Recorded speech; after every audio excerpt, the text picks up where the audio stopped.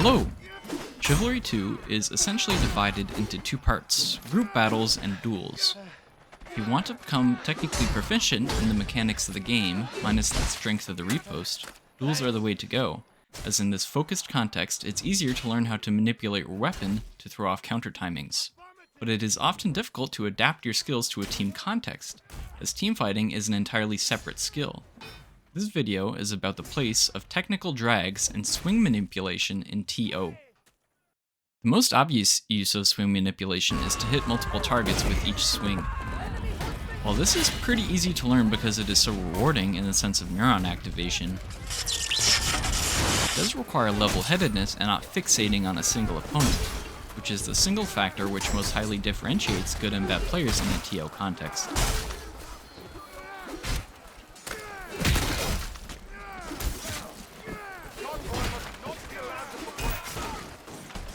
This principle applies for all kinds of attacks, slashes, overheads, and stabs.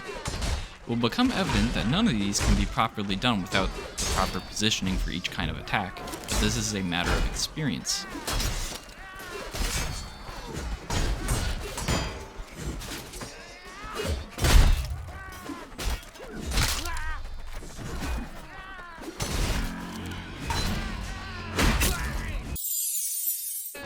In the enemies on all sides, horizontal attacks are most advantageous.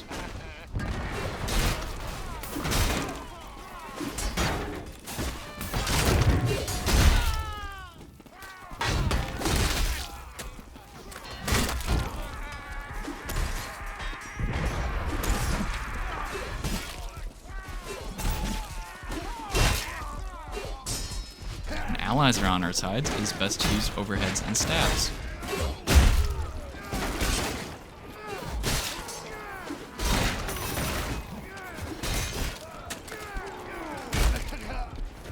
When enemies are more spaced apart, overheads are easier to use than stabs. The stabs are less obvious and are very effective when enemies are close to each other. Dragging to hit multiple opponents is the most basic and most effective form of dragging in TO.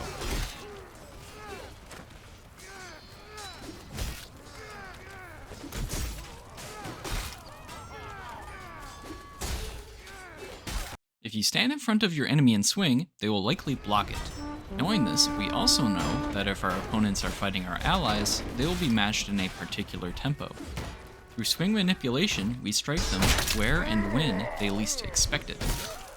This means that we can attack from behind our allies, or when we don't appear to be attacking them at all.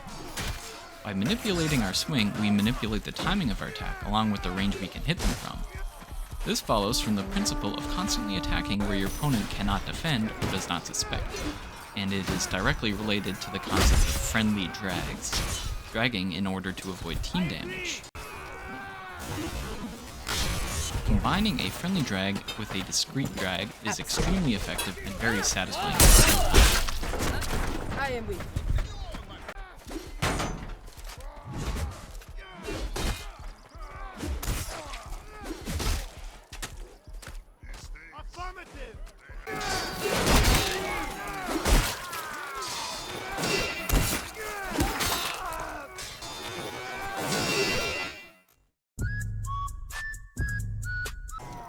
Almost all success in attacks comes from the principle of attacking the flank.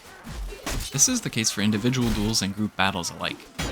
In duels, though the opponents generally face each other, advanced players are familiar with getting around the guard of the opponent using both mechanical means and more tactical means simultaneously. Stabbing around the guard is the easiest example of this. In general, you always want to be looking at your opponent's side profile or their back.